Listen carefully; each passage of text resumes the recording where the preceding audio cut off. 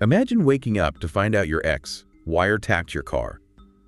Using spy gear they literally ordered on Amazon Prime. Or, watching a massive reality TV love triangle get completely dismantled just because of a custom hand-painted dog mug. Throw in some huge restaurant bankruptcies, Broadway walk-offs, and stars literally begging to keep their jobs, and you basically have the sheer chaos of today's reality TV landscape. We'll cover everything coming up in this audio. Right. Hey, this is Delilah. Hey, this is Fahid. Welcome to Reality TV Audio Podcast, where we break down the latest in reality TV every day. Yeah. Today, our mission is to take a deep dive into this huge stack of sources, court documents, and social media receipts, just to extract the actual truth behind the wildest headlines out there. And there is this massive underlying theme connecting all of these stories today. It feels like, the biggest storyline across reality television right now isn't really the interpersonal drama. No, not at all. It is the literal terror of performing well enough to keep a high-paying job, protecting your assets from being seized, and frantically trying to control your monetized image just to survive the reality TV machine. Yeah, that survival instinct is, it's the key to understanding every single headline we have in front of us today. We are looking at a landscape where the fourth wall is completely gone. Oh, entirely. These stars are fighting for their livelihoods, and we are going to look at the underlying mechanics of these scandals to figure out what happens when the demand for entertainment just directly collides with real-world legal and financial consequences. Okay, so let's unpack the viral legal chaos right out of the gate, because those real-world consequences are catching up fast. Let's start with the Real Housewives of Miami. Oh, boy. Right. Lisa Hochstein and her ex-boyfriend Jody Glidden were just arraigned. They are pleading not guilty to intercepting communications. They allegedly planted a bug in the driver's seat of her ex-husband Lenny's Mercedes. But wait, here's the absolute funniest, most absurd detail, courtesy of Larsa Pippen. They allegedly ordered this listening device on Jody's Amazon account. Larsa literally called them the worst spies. She's not wrong. The digital forensics of a move like that are just baffling. When investigators look into unauthorized surveillance, they're usually hunting down, encrypted networks or burner accounts. Yeah, like actual spy stuff. Exactly. Ordering illegal surveillance equipment on an Amazon Prime account that is linked to your personal credit card, your shipping address, and your search history is essentially just doing the prosecution's job for them. 2-day shipping on a felony. Literally, you don't need a cybercrimes unit to crack an investigation when the evidence has 2-day shipping. A judge just set a tentative trial date for June 21st, and in the state of Florida, unauthorized interception of communications is a felony. Wow. So this moves way beyond messy divorce behavior. It's criminal acts carrying potential jail time. It's just wild to risk your freedom and, your reality TV paycheck over a listening device. But looking at how stars try to navigate the legal system when money's on the line, let's look at Chrisley Knows Best. Right, Todd Chrisley. Yeah, Todd is currently sitting in federal prison, but he just lost a $750,000 defamation lawsuit to Amy Doherty Hines, who is a former government employee for the Georgia Department of Revenue. Todd went on his podcast and falsely accused her of illegally accessing a government program. Which backfired massively. Huge backfire. She won the suit, but the thing is, she hasn't seen a single penny. She's now filing paperwork in Tennessee to try and collect. And it's basically like trying to get blood from a stone if the stone was wearing a lot of Maggie I merch. That's a perfect way to put it. The mechanics of debt collection across state lines, it acts as a massive friction point for creditors. Winning a judgment in Georgia is really only the first step. Because they moved, right? Yeah, right. Because the Chrisleys relocated assets to Tennessee, she has to navigate this whole process called domesticating the judgment in a new jurisdiction. That sounds exhausting. It is. You essentially have to ask a new state's court to recognize the old state's ruling before you can send a local sheriff to, seize a bank account or put a lien on a property. Oh, wow. It is a slow, grueling war of attrition. She is trying to track down whatever liquid assets haven't already been seized by the federal government for his tax evasion crimes. So, if you are a reality star trying to protect your wealth, state lines act as this temporary financial shield. But what happens when the financial threat isn't a defamation lawsuit, but the federal government seizing $250 million? Yeah, this one is crazy. Look at Kimora Lee Simmons. Her estranged husband, former Goldman Sachs banker Tim Leissner, filed for divorce just 2 days before he surrendered to start a 2-year prison sentence for a massive embezzlement scheme. 2 days. 2 days. He stole from the Malaysian government forfeited $240 million in his plea deal, and is now asking Kimura for spousal support and for her to pay his legal fees. The underlying logic of that legal maneuver is fascinating, really, because it is all about weaponizing a prison sentence as a financial shield. Weaponizing prison. Yeah. When the Department of Justice seizes $240 million in stock and liquid assets, your personal balance sheet is completely decimated. By filing for divorce right before his sentence begins, he is likely trying to lock in a valuation of their marital estate at the exact moment he technically has zero earning capacity. Oh my God. He wants the family court to look at his current income, which is literal prison wages, versus Kimura's immense wealth, and rule based on that massive disparity. Wait, so he is trying to use his own federal prison sentence to force his wife to pay him alimony. That's the strategy. The audacity is just staggering. But the strategy is clear, right? It's all about controlling the narrative and protecting the brand, even when everything is completely falling apart. Which brings us perfectly to Taylor Frankie Paul over on The Secret Lives of Mormon Wives. Right, the TikTok drama. Yes, so she lost the Bachelorette gig because of a leaked domestic violence video. She is dealing with massive backlash and this highly public custody dispute with Dakota Mortensen. A fan online told her, the reasonable thing to do would be to step away and heal off of social media. Which is pretty standard advice. Totally. But Taylor completely refused, stating that posting and editing these videos is her version of journaling. Yeah, and this is where that overarching theme of survival and trauma monetization really crystallizes. When your entire livelihood, your primary income stream, depends on monetizing your personal life, the line between authentic healing and content creation just disappears. It's all blurred. Exactly. When someone insists that editing TikToks is a substitute for processing trauma, it reveals a profound misunderstanding of how psychological recovery actually works. Is editing TikToks really the same as processing trauma, or is it just brand management? I mean, you can't put a ring light on trauma and call it therapy. Journaling is inherently private. It is a space to be messy and vulnerable without judgment. TikTok is the exact opposite. It is highly performative. Right. You're editing for an audience. You're curating the lighting, you're picking trending audio, writing captions, and constantly monitoring the view count. That is not healing, that is broadcasting. You are treating your trauma as content to feed the algorithm. And the dopamine feedback loop of a social media platform can actually stall genuine emotional recovery. Oh, for sure. When the court of public opinion becomes your therapist, you are constantly adjusting your narrative to appease an audience rather than doing the difficult internal work of healing.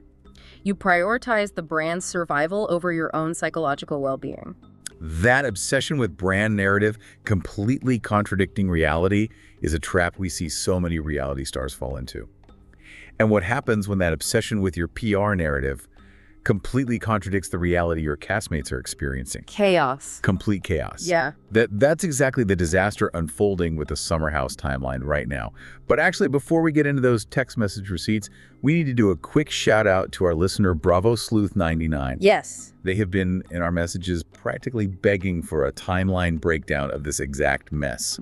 We see you, and we are diving in. So the current state of affairs is this tangled web of PR strategies. You have Amanda Batula and Wes Wilson, and they are currently displaying heavy public displays of affection in New York City. Very heavy. Right.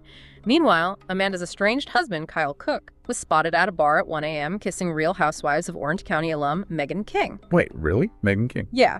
Though sources close to Kyle are heavily emphasizing that it was random and he is just keeping things casual, which again is all about controlling the public narrative. Right. But while Amanda and West are parading around the city, West also had to execute this highly produced on-screen apology to Ciara Miller.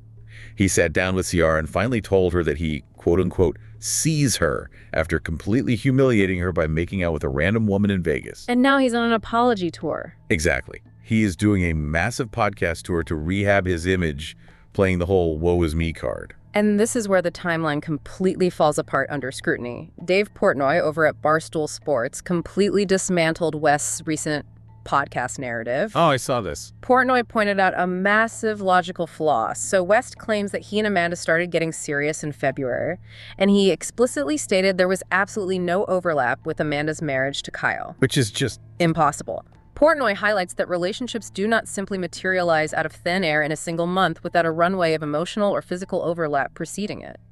The logic of his timeline is physically impossible if you account for normal human behavior. Kortnoy said he would be the puppet master of the internet if he had West's podcast. And honestly, West needs a puppet master right now because his PR strategy is collapsing in real time. It really is. West claimed on his podcast that he reached out to the entire cast to apologize. Well, you cannot lie on a podcast when your castmates have cell phones. No, you can't. The receipts came due immediately. KJ Dillard jumped on Threads and literally said, "I'm checking my text messages, but I never received anything." And then Vanita Aspen from Southern Charm chimed right in to back him up, publicly stating she also received nothing. It is the classic reality TV trap. You mistake the narrative you are pushing on a press tour for the reality your castmates are actually living. Right. But if we really want to talk about how the currency of reality TV completely collapses when the illusion of authenticity is broken, the most revealing detail of this entire summer house block isn't the romantic overlap. No, it's not. It is the dog mugs. Oh my gosh, the dog mugs. This is the most incredibly petty yet revealing story. So Amanda Batula is being publicly called out by Elizabeth Kroberger Thomas, a small business owner who runs EKT Designs. This is so bad. It's awful. Amanda previously told Elizabeth that these custom, hand-painted mugs of her dogs never arrived in the mail. Just total radio silence, claiming they were lost. Cut to January, Amanda's doing a live video interview with Us Weekly, and what is she caught dead to rights, casually sipping her coffee out of? The exact same mug. The exact custom dog mug she claimed went missing. You have to look at the microeconomy of the influencer barter system to understand why this is such a massive unforced error. For a small business, creating and shipping custom inventory is a real, tangible cost. Absolutely. They provide these goods in exchange for the exposure a reality star's platform provides. It is a transaction of trust. When a highly paid star accepts the free goods, lies about receiving them to avoid doing the promised promotional post, and then gets caught using them on a national media platform, it completely shatters their image. It's so embarrassing. It signals to the audience and to other potential brand partners that your word has zero value and your authenticity is entirely manufactured. It takes so much effort to lie to a small business over a $30 mug. Yeah. If you like the mug enough to drink out of it on Us Weekly, just tag the artist. Right. Just tag them. This sense of entitlement really transitions us from the microeconomy of influencer barter systems to the literal financial ruin happening across the reality TV landscape. The Real Housewives of Atlanta preview just dropped, and the financial reality these women are facing is pretty bleak. It is a stark reminder of the risks of business expansion when your primary asset is your public persona.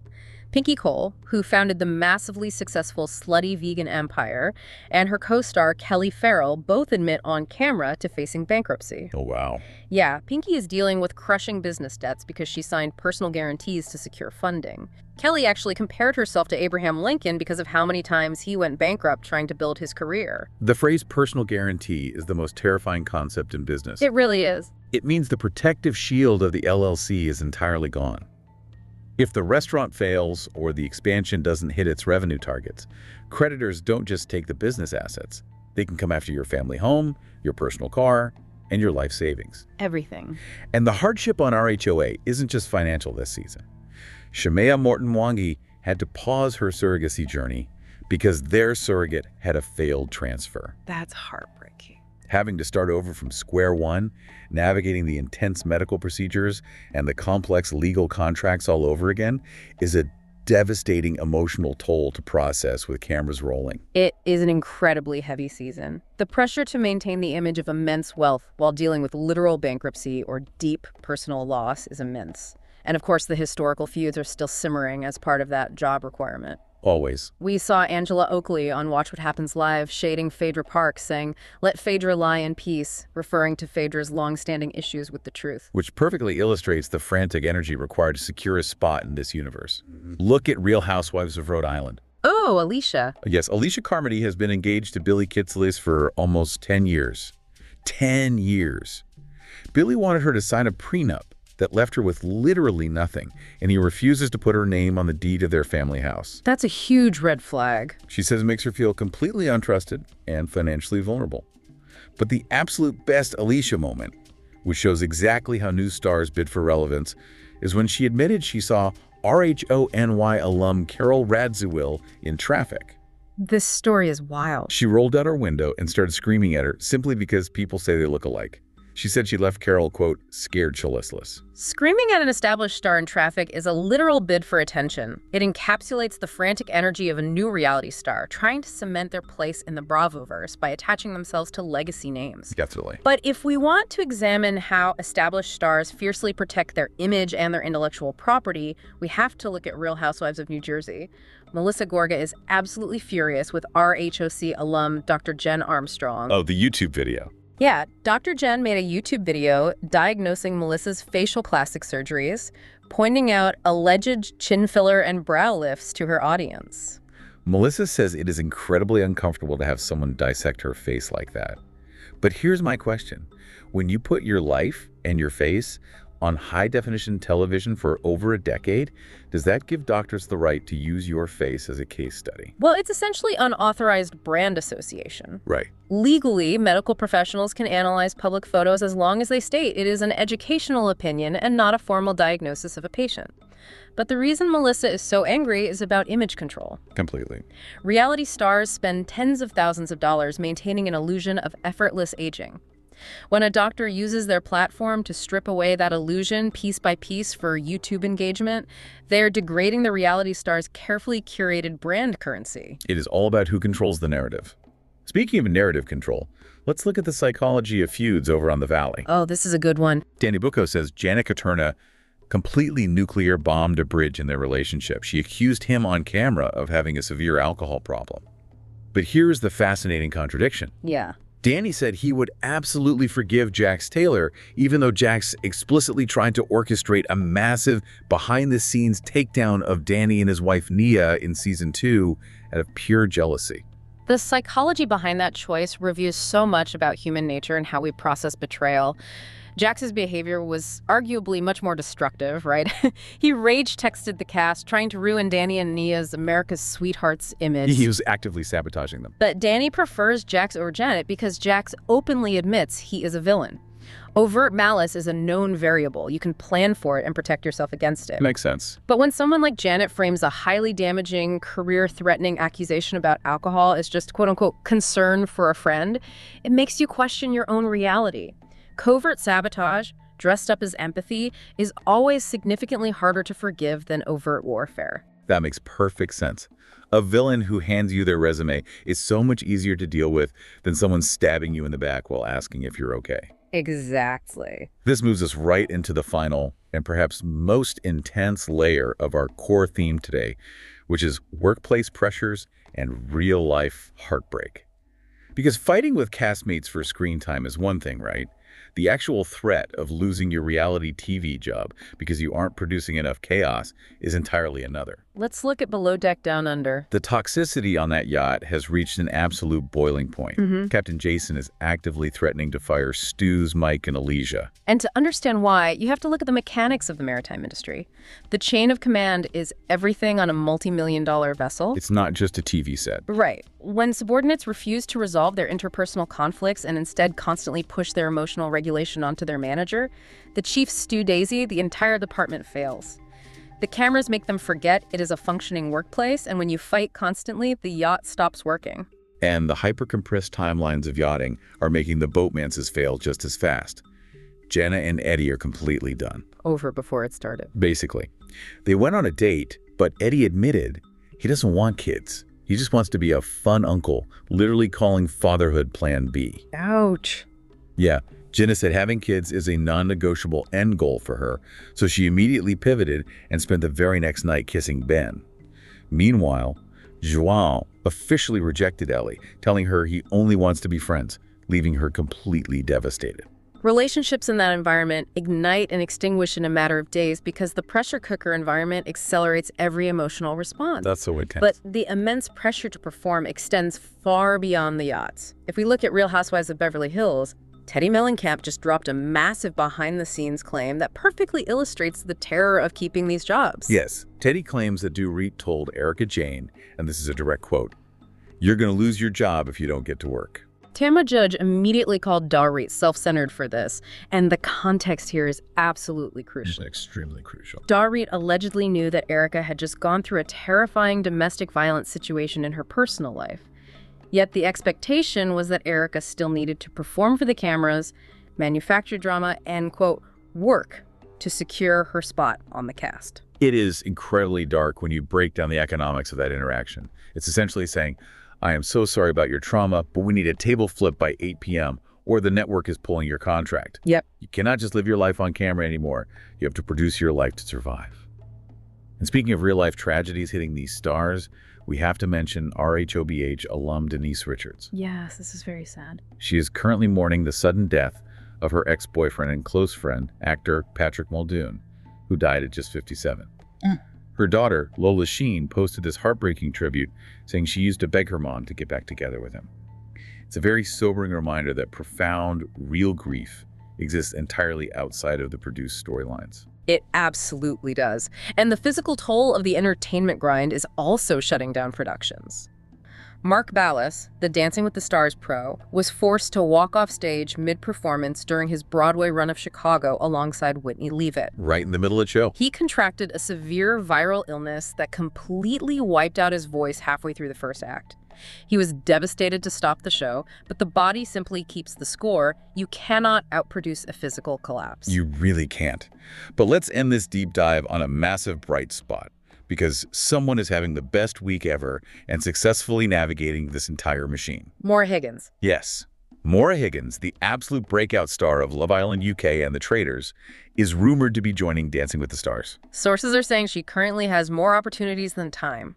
She is reportedly in high-level talks for a massive 7-figure cosmetics deal in the U.S., following in the footsteps of established supermodels. 7 figures. The mechanics of crossing over from the UK reality market to command that kind of immense market value in America is incredibly rare.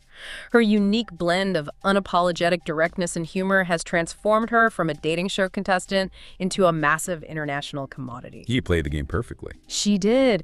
And if we step back and look at everything we've analyzed today, it all points back to that core realization. The fourth wall of reality television is completely gone. It's non-existent. Whether we are looking at DORIT threatening Erika's job on RHOBH, Captain Jason threatening to fire his stews on BDDU, or stars hiding assets across state lines to protect their wealth, the biggest storyline is survival. The real drama we are watching is the literal terror of performing well enough to keep your high-paying reality TV job. They are fighting for survival in an industry that demands their trauma, their finances, and their image for our entertainment. That is such a chilling yet perfectly accurate way to look at it. When you tune in, you aren't just watching a dinner party. You are watching someone fight for their paycheck. And speaking of producing chaos to secure a paycheck, you are going to want to stay tuned. We are currently unearthing a massive, heavily guarded secret brewing in the Vanderpump Rules cinematic universe. It's a big one. It is something that threatens to completely upend their entire next season. We are gathering the receipts right now, and we will break down the mechanics of all of it for you in our next deep dive. So until then, keep questioning the narrative.